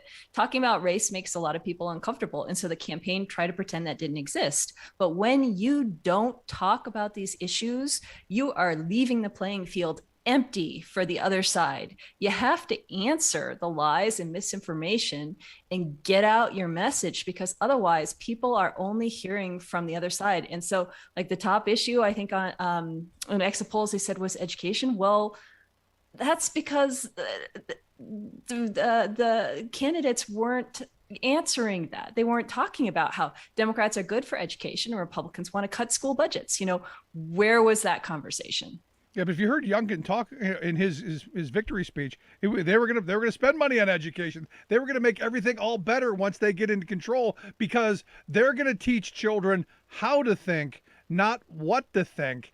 And I'm going, wow, what a perfect dog whistle buzz phrase that was. And I got to give Youngkin credit, man.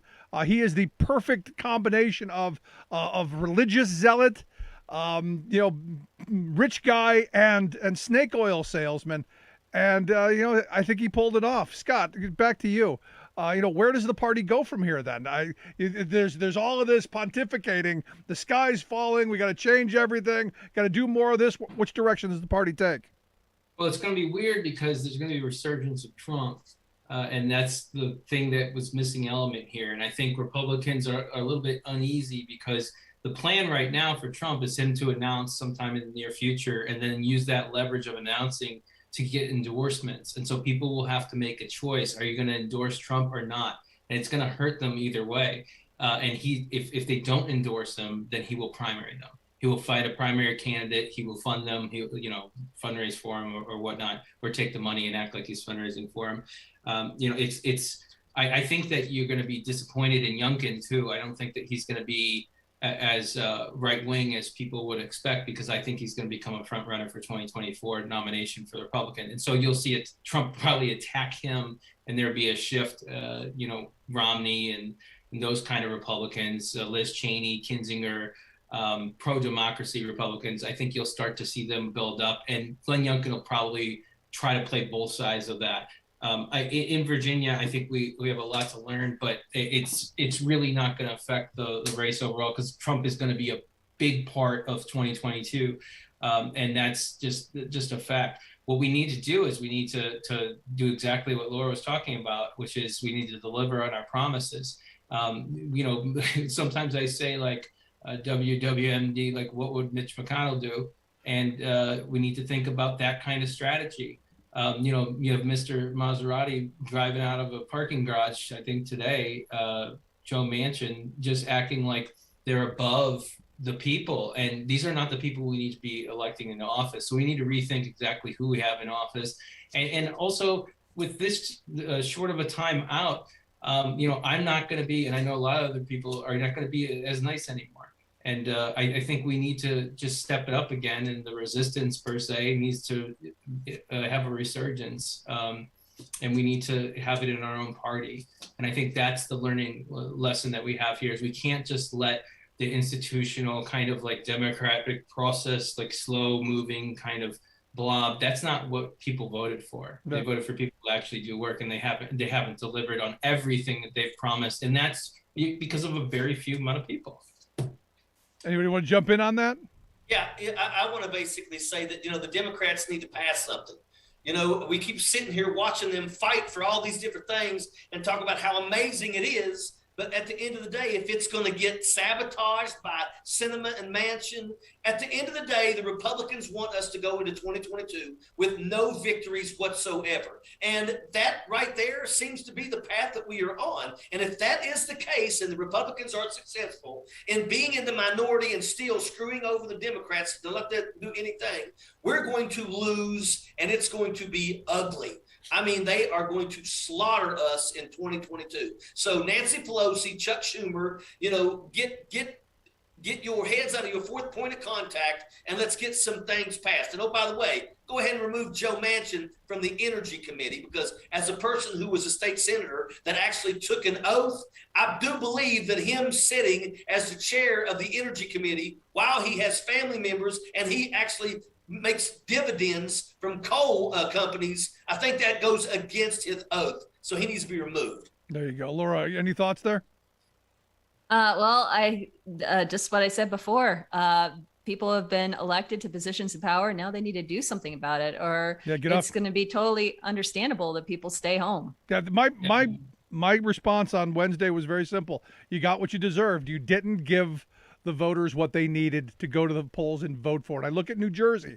New Jersey has 1 million more registered Democrats, and Phil Murphy eked out a victory with a 1 million vote advantage. And I know you want to jump in on that, Scott.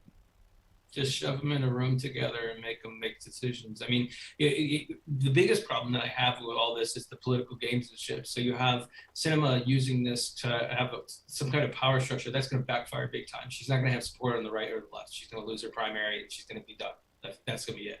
I don't like how it's done, because if you're not going to support something, tell us what you do support. Tell us what you do stand for. Tell us where you are at. You know, don't play games and curtsy and act like it's a game to us. Because let's be clear about what this is about. This is about people's life or death. This is dying. People will die because we don't pass this. People need their job. People need their healthcare. People need to be funded. Like, if they don't have that, the longer they don't have that, the more people will die. And that's the bottom line here. So what does Sinema want? What does Manchin want? What is the middle of the road? What can we come up with to pass anything at this point, to get something across the line, even if it's smidgen by smidgen? It doesn't have to be in large chunks. Like, we have to get something. We have to get the ball rolling. But what pisses me off is that they don't stand for anything. They're just playing games and stalling. And so they're doing worse than the Republican Party is right now. Now, Laura, I know you just came out with a piece on Sinema and Manchin, scathing piece on that, and just talking just about this, right?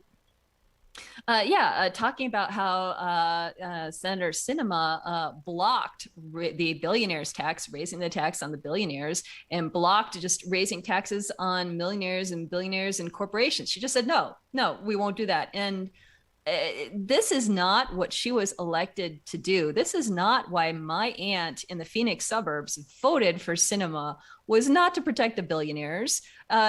Because of this lack of money, now they're not expanding Medicare to include vision and dental. And I mean, that's what my aunt wants, not more tax breaks for billionaires. Who is Kristen Sinema listening to? No, and this is what I think the American people want. I think you walk into this election with that Build Back Better plan and the bipartisan infrastructure bill. I think you do much better, because you had something to run on. Now, Rich, there really wasn't much other than trying to tie Youngkin to Trump, which I thought was not a great strategy. Well, I mean, at the end of the day, it obviously did not work. And Phil, I mean, the voters want something. And if you don't give them something, then, they're not going to go down your path and support you. I will say that, like I said, everybody knows I have Joe Manchin's private phone number on my phone here.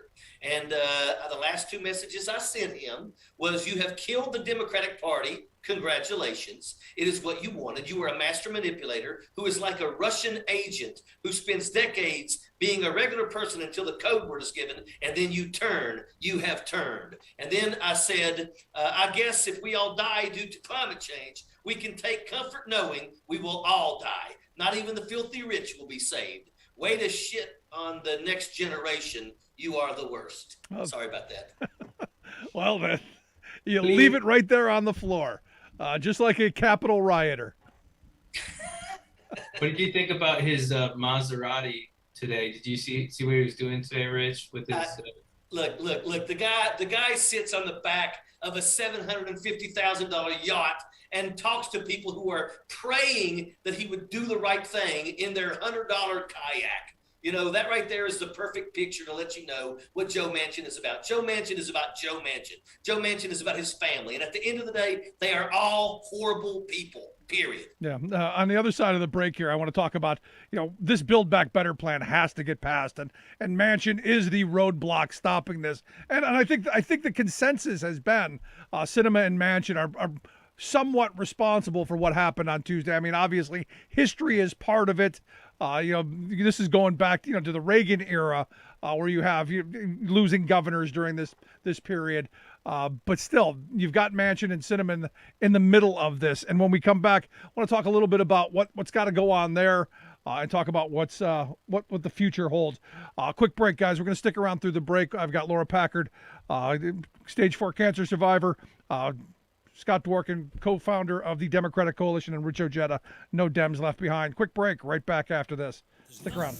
More American than workers standing up, and the union gives a voice to win. On the Rick Smith Show. I'm Rick Smith. And this is Labor History in 2. On this day in labor history, the year was 2009. That was the day more than 5,000 Philadelphia transit workers walked off the job. For 6 days, buses, subways, and trolleys that carried close to 500,000 commuters a day came to a screeching halt. The strike defied then Governor Ed Rendell's orders for both sides to stay at the bargaining table. The union planned to strike during the World Series, but pushed back the strike date under threat of serious consequences made by the governor. For months, the Southeastern Pennsylvania Transportation Authority, or SEPTA, stalled contract talks. The authority hoped to rip up workers' abilities to choose work assignments based on seniority rights. They also looked to eliminate jobs through speed up. The union was determined to hang tough despite a steady barrage of anti-union commentary in the media. Local editorials smeared workers as ingrates and whined that they weren't sufficiently thankful to simply have a job in such hard economic times. More cynical writers contended that sticking points on healthcare were resolved when SEPTA agreed to cover the cost of Viagra. Authorities, including Philadelphia Mayor Michael Nutter, claimed the union was being unreasonable in the face of such generous terms offered by transit management. But TWU Local 234 successfully defeated the boss's offense to wrestle away benefits and work rule concessions. The union demanded wage increases and limits to employee health care contributions. Irate union members insisted on independent audits to reveal where years of pension money went. They accused SEPTA of raiding the already underfinanced pension fund. The union eventually conceded on pension contributions, but the strike was a victory. TWU members showed that even in difficult times, a successful fight could be waged against cutbacks and hard-won rights. Welcome back to the Rick Smith Show. Now, here is Rick Smith. So as Striketober moves into Strikes Giving, as we saw record numbers of strikes across the country in October, now November, we're seeing the continuation. I'm looking at Joe Manchin, and the statement that crossed my desk that just has me going, what exactly is he talking about? He's talking about the U.S. Senate. He says, quote, "You want to know what's wrong with this place? I go to work in a hostile working environment every day." And you go, hold on. I don't think you understand what a hostile working environment is. How about going to work every day and realizing that you may not be able to go home after 8, 10, 12, 14 hours. You may have to work 7 days a week for someone who's underpaying you and cheating you on your benefits, and you still can't support your family. Let's talk about hostile.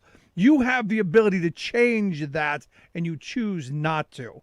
And it's infuriating, especially now we find out that, again, he's against paid family medical leave, which is just insane. And here to share some thoughts on, well, where we are and where things are with Joe Manchin, our all-star panel of Rich Ojeda, No Dems Left Behind, Laura Packard, stage 4 cancer survivor, executive director of Healthcare Voter, and Scott Dworkin, co-founder of the Democratic Coalition. Guys, thanks for sticking around. So, Joe Manchin, hostile work environment, Laura. He's working in a hostile work environment. Well, I would say the Senate is a hostile working environment for working people right now, voting against raising the minimum wage, not voting for a full Build Back Better bill, including paid family and medical leave. I mean, I think it's interesting that somebody who has his own yacht is finding it a hostile working environment. Well, what about the people of West Virginia? And that's the thing that gets me. What about the people of West Virginia? At the end of the day, I don't know what it is he's opposed to, which is why I'm in favor of reforming the filibuster to a talking filibuster, so people who are against it have to stand up and say why they're against it. We get nothing out of them, Scott. Nothing out of him, nothing out of Sinema. In fact, Sinema will say nothing to anyone, even when you're walking in the airport with her. Yeah, it's very hard to have if it's a hostile work environment, then you have to look at the bosses who are in charge, and he would be one of the bosses in charge. So he's creating this hostile work environment for himself and then calling him out for it is how I see it. And he's also making it so some people have no work environment whatsoever. They have no job, they have no prospects, they have no opportunities because we're not building roads, because we're not building back better like we should be. And it's just a poor me. I'm the victim kind of strategy. I don't know exactly where they're going for it, but again, like people like myself who are, I don't know what you define me as, but maybe as a Democrat, just a general kind of Democrat. We don't forget things like this, and we have very long memories. You know, I'm still working on the Trump-Russia investigation. You know what I mean? Like, we don't forget things, especially when you cross lines that can't come back from. Now, we always want to make progress, but you know, this victim kind of like, oh, like, get out of the way of my car in the parking garage. I'm trying to pull out my Maserati, which is worth like $100,000 for a car. It's kind of like, okay, well, you're gonna, yeah, you want to get the protesters out of the way or whatever, but like, what are you doing? Like, who is voting for this fool? And at the same time, like, it's incredibly popular. Rich can probably speak better on this, but like, it's incredibly popular in every state across the nation. It's a majority popular, as in more than 50% every single state in the country. Build Back Better, because it's money and it gives people jobs, like, straight up. So I don't know exactly who's against it, but we should find out who's against it besides Republicans, and find out exactly why. And if Manchin can't answer that, then I don't know what he's doing in the Senate in the first place. Yeah, well, I think what's happened is masterfully they've pitted the center, the moderates versus the progressives, and they've made this kind of a right-left thing instead of this being a top-down thing. You've got the rich people at the top, like Manchin and those folks, and then everyone else. And if we could frame that, Rich, in the frame of, you know, you've got Manchin, who is a pretty wealthy guy, protecting other wealthy people while you and your family are struggling to put food on the table. I think there'd be riots in West Virginia of people saying, why can't we negotiate for prescription drugs? Why can't my kid get the $250 a month so we can keep food on the table? Why can't we get pre-K and free college? Why can't we get the things that we need in the wealthiest country in the history of civilization at its wealthiest moment? Just look at Manchin's boat. I don't know why we can't get that frame out like that, Rich. Well, you know, I'll tell you right now, what really bothers me is that, you know, unions, especially the unions in West Virginia, to me, they should all come together and call out the United Mine Workers of America. Because the United Mine Workers of America worship Joe Manchin, and no matter what Joe Manchin does, they are going to stand in his corner. And all these other unions in West Virginia kind of walk on eggshells because West Virginia is always the cold place. You know, it seems like you have to take your directives of what you want to do from the United Mine Workers of America. And I mean, the AFL-CIO does what the United Mine Workers of America tell them to do. And that's how it is. And Joe Manchin should not get a pass. And right now, he's getting a pass. And, you know, these people in these unions, including the UMWA, need to understand that what Joe is doing right now is not benefiting nobody. You know, the Build Back Better plan is going to bring 17,350 jobs to West Virginia. We desperately need those jobs. You know, we need broadband. We need our roads and bridges fixed. You know, there's all kinds of things in this bill that the people in West Virginia need more than pretty much anywhere else. But yet, you know, we're going to sit here and watch our own person, our own senator, tank everything and keep West Virginia in the dark. And I'm so disappointed with it. But I'm telling you right now, a lot of it has to do with the fact that the UMWA absolutely worships Joe Manchin, and the Democratic Party in West Virginia only have one mission, and that is to always keep Joe Manchin elected. And that's a sad thing. That is a sad thing. I want to get your thoughts because being from West Virginia, Cori Bush said that Joe Manchin's opposition to the Build Back Better Act is anti-black, anti-child, anti-woman, and anti-immigrant. She said, when we talk about transformative change, we talk about a bill that will benefit black, brown, indigenous communities. This cannot play well in West Virginia. Look, West Virginia is 50th in practically everything. That's one of the reasons why it's so frustrating to be in southern West Virginia and realize that we have opportunities, we've got plans that are supposed to elevate a lot of people out of poverty, provide us with the infrastructure that we need, give children the ability to have connectivity versus having to sit in a McDonald's parking lot to do your homework, you know, and we're watching a person that is supposed to be our representative. That's the problem, is it's the representative. I don't care who you are. Nowhere. Where are you from? When you were in Washington, D.C., your job is to represent. And Joe Manchin is not representing the people. He's definitely not representing people of color. He's not representing people that are poor. He's not representing immigrants that are in this state. He's not representing us. Right now, the only people that he is representing is the people that have their hooks in on him, and that are the people that are the filthy rich, the lobbyists. They have gotten to him. They've gotten to Christian cinema, and we see exactly the outcome of what happens when an elected official is bought and paid for, and we're watching it real time. Is it that simple, Laura? Should we be giving them NASCAR jackets with their lobbyist credentials on them? Is that where we should be going? Well, I understand that Cori Bush is frustrated. I mean, a lot of us are frustrated, and we tried being nice. We tried being patient. We tried letting all the negotiations happen in the back rooms. And here we are. It's November. Thanksgiving's nearly here, and we still don't have the Build Back Better bill we all desperately need. And we know the clock is ticking. It's certainly possible that either the House or the Senate or both will flip next year, and then we get nothing. So this is their chance. This is the chance. There may not be another chance for another decade. So they've got to do the thing. They've got to listen to the people that they were elected to represent and do it. Yeah, this is why, several months back, right when all this began, I said, I fear at the end of the road we're going to get nothing because of all of the things that have been played out, because of the mansions. And sadly, I still hope I'm wrong. I still hope we get something. But Scott, do you see a world where we get just the hard infrastructure bill and nothing on the Build Back Better plan, just to say that we can chalk up a win? Or do you think both go down if one can't pass? I think Speaker Pelosi said the answer was no. Like, it's not going to be separated. It's going to be straight up and passed. I can guarantee you that if we don't get major legislation passed before the election, we will lose the House and the Senate, and Trump will be possibly in the White House again. And that's where we're headed. And at the same time, people like myself probably would have to move to Canada because the abuse of power from Congress, and how they would reflexively be like, I'm going to investigate the investigators, and blah, blah, blah. Like, we would have a lot of problems with that as well. So I could see this heading down a very, very dangerous road. I think that some things, we forget about some things, like the January 6th investigatory committee. I think that it's important to remember that there's a lot of facts that are going to come out and surface next year. There's going to be hundreds of court cases that occur related to that. And as you can see, there's other things that are popping out. You have dozens of different criminal acts committed by Rudy Giuliani, as reported by The Guardian today. You have federal investigations into people that are members of Congress, like Matt Gaetz.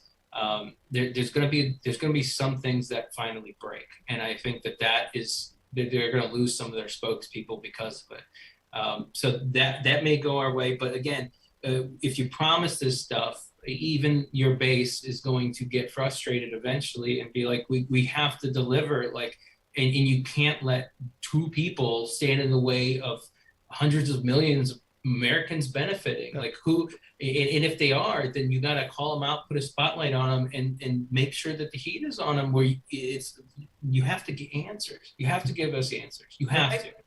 I'm right there with you. And at the end of this, Scott, one of the things that I said on Wednesday is what the Democrats need to do now is what I do.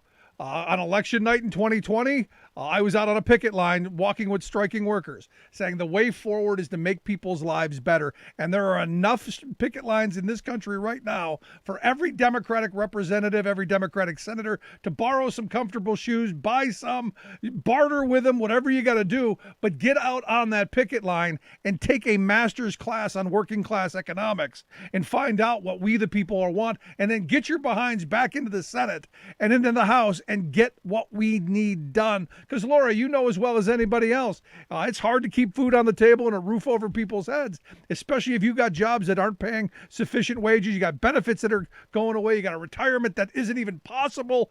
You've got all of these problems that families are struggling on. So when they find something they can finally be mad about, some critical theory that's about race, that's what they gravitate towards. I say we got to get back to the meat and potatoes, the kitchen table economic stuff, and get them damn representatives on that picket line. I would love to see Joe Manchin and Kirsten Sinema on the picket line walking with strikers and hear what they have to say about whether it's important to give tax breaks to billionaires or whether it's important to invest in working Americans. Scott, your thoughts? I mean, I'm frustrated. I'm frustrated, and I've kept my calm for a while. As Laura said, like, we've been very patient. We've been very patient. And that's the problem.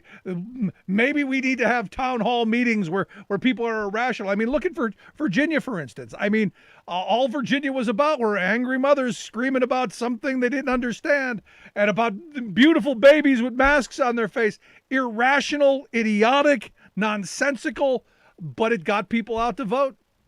Right, but think of how we won back the House. Think of how we won in Alabama. Think of how we won in Georgia. Think of how we won in 2020.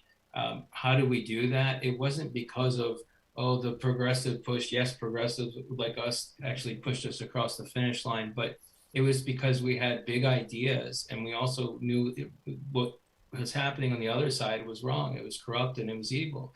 And so how we can't get a grasp on how to message it correctly or respond communications wise.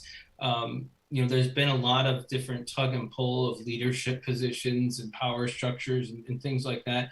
I think that this just gives an opening for progressives to completely take over the party. This gives us an opportunity to lead and use that, like the Tea Party did back in the day, and to come to power, because they're not getting it done. This moderate, non-progressive, like that's not who they voted for. They voted for progressives. They voted for the progressive side of Biden. They didn't vote for moderate Mr. Biden to be Mr. Normal in the Senate. No, they want you to pass big bills. They voted for you to fund them and have job opportunities and get rid of COVID and take care of them and return to a government that actually cares about its people, not the reverse. So it's very disheartening. And I can see, as a person who travels the South, I can tell you that it's hitting home, and a lot of people are discouraged beyond belief, not just with Trump, but with everybody, because nobody's delivering on what they need. And yes, Democrats did deliver earlier this year on a lot of stuff, and there was a lot of stuff coming at once. There was a fire hose in our faces, but you gotta regroup now after this last election, clearly, because if they don't pass something like this country, the democracy could be destroyed completely. Yeah. So last question on this, for this segment, then, guys, because Joe Manchin saying we're not a center left country. He says we're center or center right, alluding to his belief that maybe these policies are too far, quote unquote, too far left, too progressive, too socialist. Is the agenda too socialist, Rich? Do the American people think we're heading down that slippery slope of a welfare state and too much socialism? Well, I don't want to hear Joe Manchin talking about anything with as long as he and his family have had their hands in the cookie jar. I don't think that pre-K for people that are working out there is something that's socialist. I don't think that's far leaning. I think that that's what we need in this country. There's just so many things that the people in this country need and deserve. And we've got somebody like Joe Manchin that is going to sit here and say that we don't deserve it because it's socialism. I'm sick and tired of hearing them use the term socialism as a scare word. Democratic socialism is how most of the stuff we have.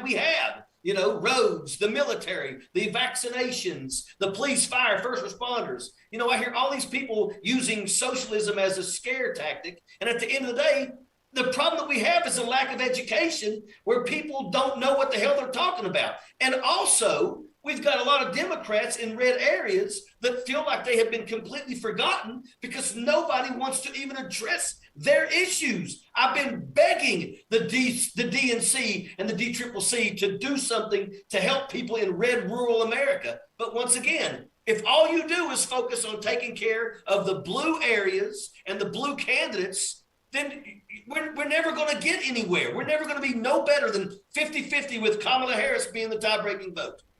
I'm right there with you. Laura, last thought? Well, I think Joe Manchin may be center or center right, but I think that in every state in the country, as Scott said earlier, these things are incredibly popular. Lowering prescription drugs is something that Democrats, Republicans, and independents want.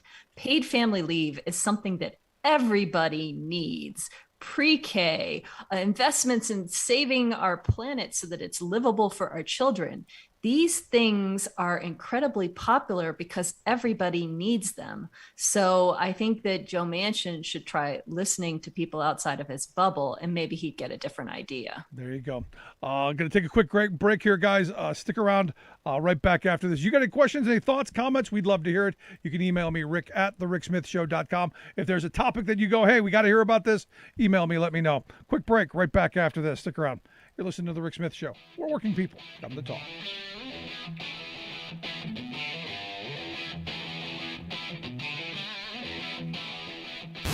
Saving work in America, one show at a time. The Rick Smith Show.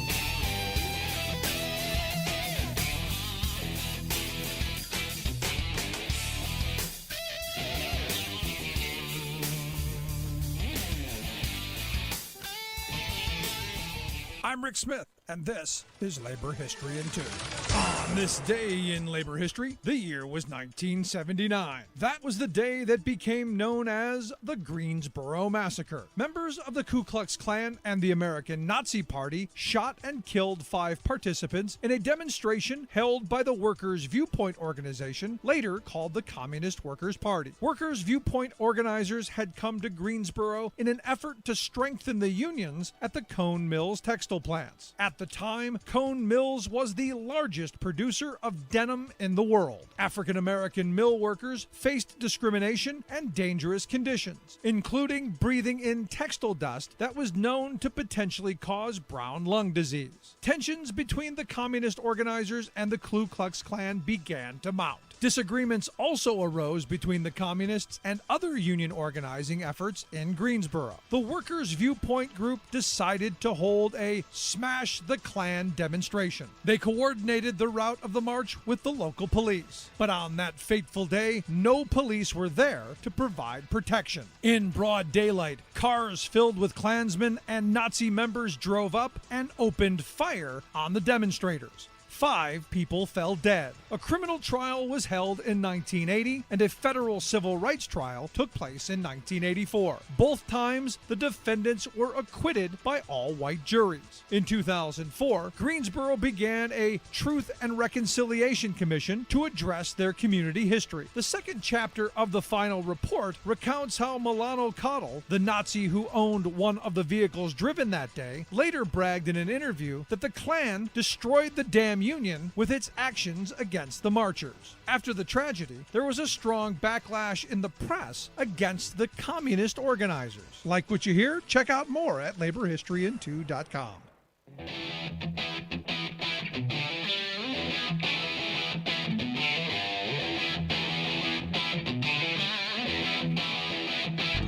Welcome back to the Rick Smith Show. Now, here is Rick Smith.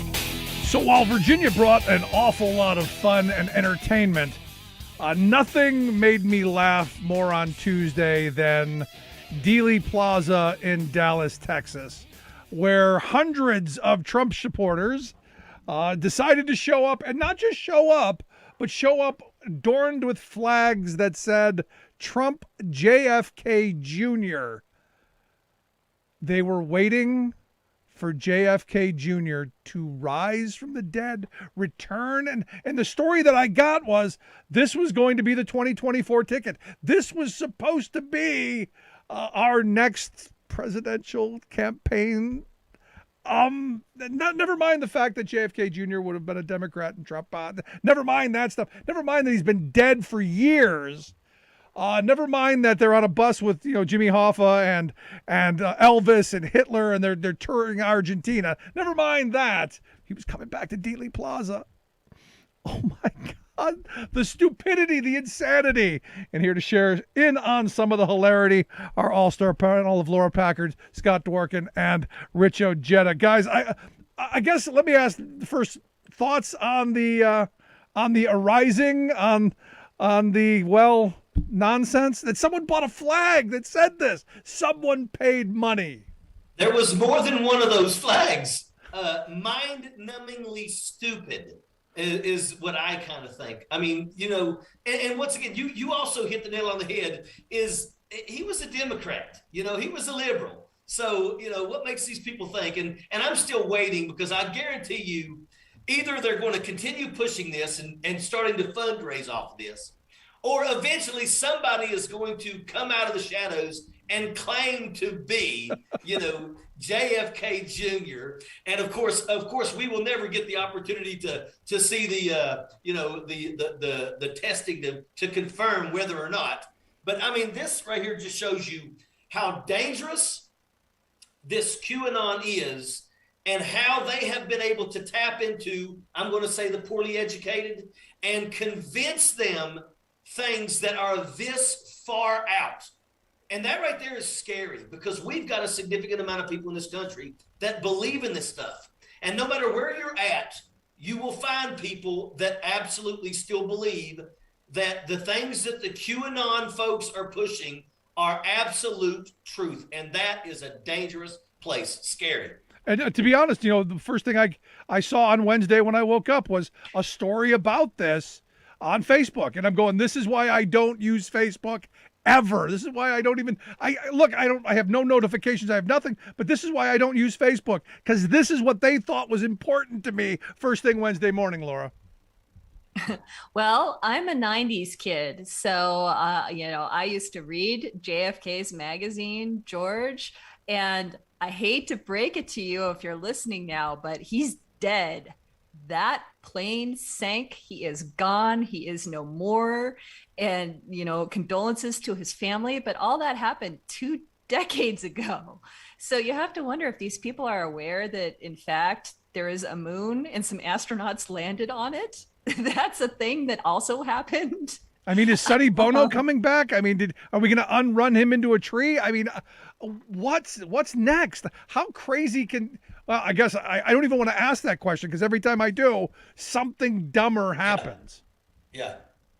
Well, we have a lot of problems, obviously, in this country, but the same people who are this QAnon group, and the people who show up to this, and the same people who are anti-mask, same people showing up all crazy at school board meetings that aren't for their own school districts, the same people that believe COVID is a complete hoax, the same people that are anti-vaccine, the same people down the line. I think that also another note would be, if JFK Jr., if he were alive, he would be speaking out against them and this nonsense, and he would not be on their side to begin with. He would not be on Trump's side, that's for sure. So I don't know where they're going with that, but it is a dangerous route to go down, because these folks live in a la-la land, and it's kind of like cosplay for them. Like, they come and they show up and they think that it's, I'm not sure if everybody believes it, but some of them actually do. Some of them truly believe all this nonsense, and some of it's just crazy. I mean, one of the things I noticed is people who are dying from QAnon of COVID, people who were COVID deniers at a constant, they'll go on Facebook and they'll start commenting on them, talking about how they're going to be resurrected from the dead. Like, and some people are like, yes, like blah, blah. And I'm just like, that's just beyond the pale. Like, it's not even, I don't understand exactly what they're going for, acting like this person is going to be Jesus or whatever they're going to paint them as.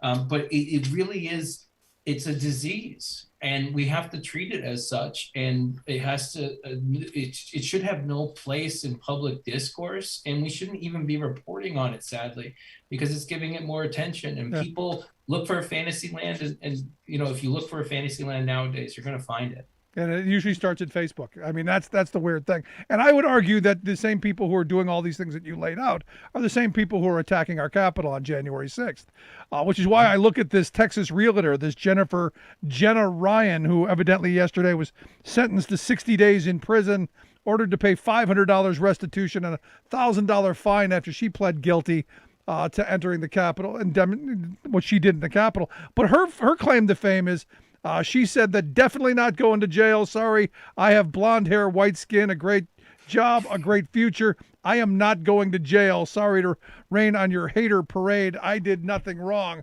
She's still going to go to jail. She faced 6 months and a $5,000 fine. I think this is a slap in the wrist. I would have preferred the 6 months and $5,000 fine, but she's still going to jail, Laura. Well, I mean, if you send Aunt Becky to the slammer for getting her kids into college on false terms, then the least you can do is put this woman in jail for trying to overthrow our duly elected government. Now, the question, inciting violence. Didn't she try to? She tried to incite more violence and rile people up. Yep. She sponsored people on her private plane. I think she donated money to the cause. Like, there was a lot of things, and I think she entered the Capitol as well and was trying to rile people up. Like, it wasn't just that, and she was around them when they were destroying the media equipment and riling them up. Like, there was a lot of things going on. But I'll tell you what, my family members made a good point of, like, but that 60 days will feel like hell to her. And I'm like, okay, I guess that makes a fair point. Like, she's gonna act like it's 60 years.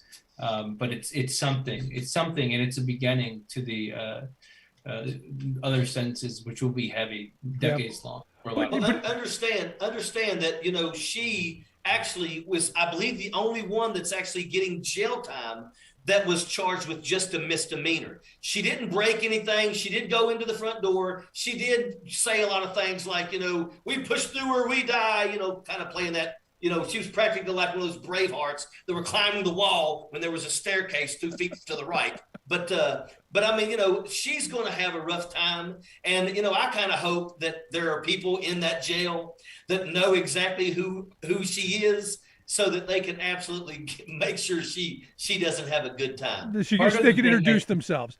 But to be honest, she's going to have Louis Gohmert and Marjorie Trader Green showing up, trying to help her out, because evidently we're treating prisoners badly, according to them. They're not going to get in.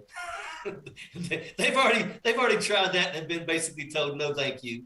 This is absolute garbage. And oh, by the way, it's not just her. There was another guy that is crying and whining because apparently prisoners are throwing urine and feces at him. And at the end of the day, look, hey, you stormed our Capitol.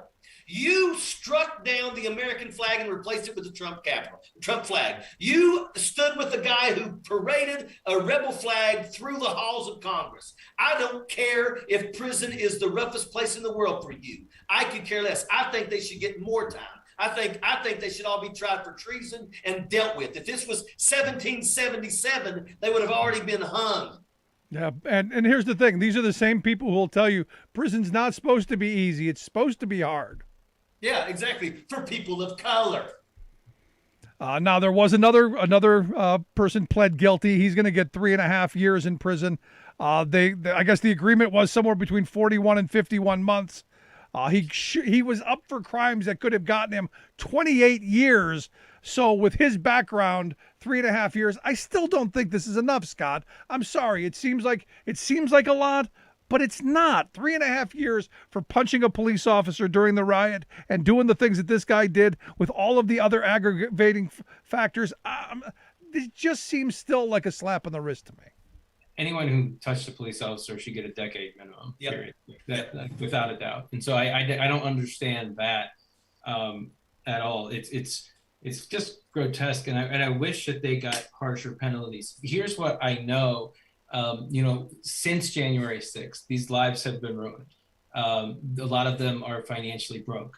A lot of these people lost their jobs, lost their family members, lost their family in general, their wife or husband, their access to their kids. And then also on top of that, a lot of them will have years of federal parole. And that is not fun. You can ask Reality Winner when she's allowed to speak to press eventually. So there's going to be years of implications for this, and they will forever be known as the insurrectionists. And I promise you, it will not go down in history positively. It will be the same way as I was going to say conservatives, Confederates, whatever, same thing. It's going to be treated the same way as a swastika is, as a Confederate flag is, as a red hat will be the swastika of our time. And I think we will recognize that to be a terrorist attack, and we will see it as it is. Eventually, we will beat out this propaganda and the lies and whatnot, but it really does. It will happen again. And I've spoken to Capitol police officers, DC police officers, like a lot of people about this, and it reassured me that if people are not penalized appropriately next year, especially the ones who assaulted police officers, it will happen again without a doubt. And I agree with them on that sentiment. And not only that, it could be localized, and they tried to localize it in Michigan and Florida and other Virginia. places. When they don't get their way, they'll try and rush the mayor's office, or they'll rush some COVID office, or they'll, and we can't have that happening. Those are terrorist attacks, and they need to be treated as such. I do want to change gears here real quick, because I want to finish up on a note on where Democrats can go from here. And again, back to this vein of getting things done. I now see that the Justice Department is suing over the Texas voter law, and about time Texas Senate Bill 1. The U.S. Department of Justice said that the Texas voter law will disenfranchise eligible Texas citizens who seek to exercise their right to vote, including voters with limited English proficiency, voters with disability, elderly voters, members of the military deployed away from home, and American citizens residing outside the country. Finally, there's going to be some movement on this, but ultimately, doesn't it have to come down to, Laura, that the Democrats in the Senate going to have to move on one of these voting pieces of legislation, whether it's the John Lewis bill that just redoes what the Supreme Court undid, whether it's Manchin's bill, whether it's House HR 1, whether it's any of that stuff. Don't we have to get something done on voting rights to undo the damage of places like Texas and Georgia? Absolutely. And bill just went down in the Senate because all of the Republicans, except for Murkowski, I believe, voted against it. And this is the time. In fact, we're running out of time. Redistricting is already happening. They're already drawing maps that disenfranchise people. And so the Senate has to decide what's more important.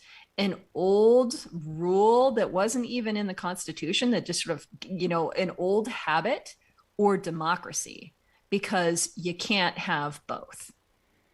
Scott, your thoughts?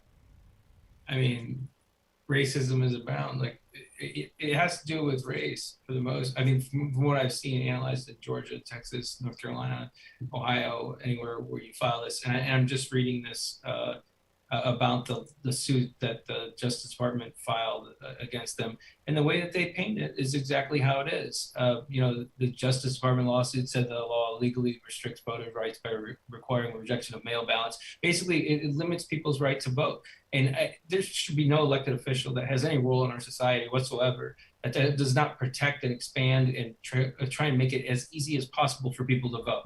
There should be we should be at a point now where we're secure enough where we can either vote online, or everybody can vote by mail, where everybody can have a say. And limiting that is the most undemocratic thing you can do. And of course, that's sponsored by the Republican Party. And that's why if we vote, if everybody has access to vote, we win, as in Democrats. And then we'll have real representation, and we won't have these same issues, right? Because people will be representing us that actually do what we need.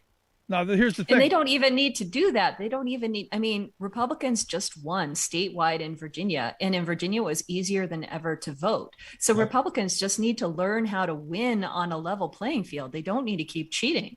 There's an excellent point. But I look at Florida, for instance, Rich, and you got DeSantis down there, who wants an election police department so that we can go and we can ferret out imaginary voter fraud with an iron fist under the guise that the Brandon administration is doing all of the wrong things. I mean, how much insanity can one comment come out with? But this is a guy leading a major state in this country.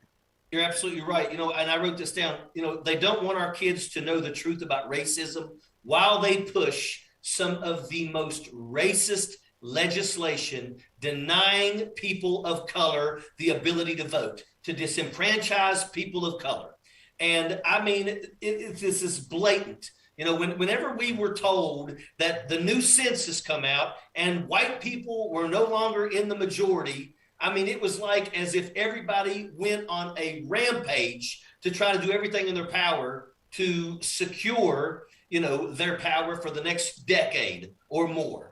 I honestly find myself sometimes looking at this, and I'm not going to lie to you. I can't tell you how many times I have literally thought about dual citizenship in the last 6 months.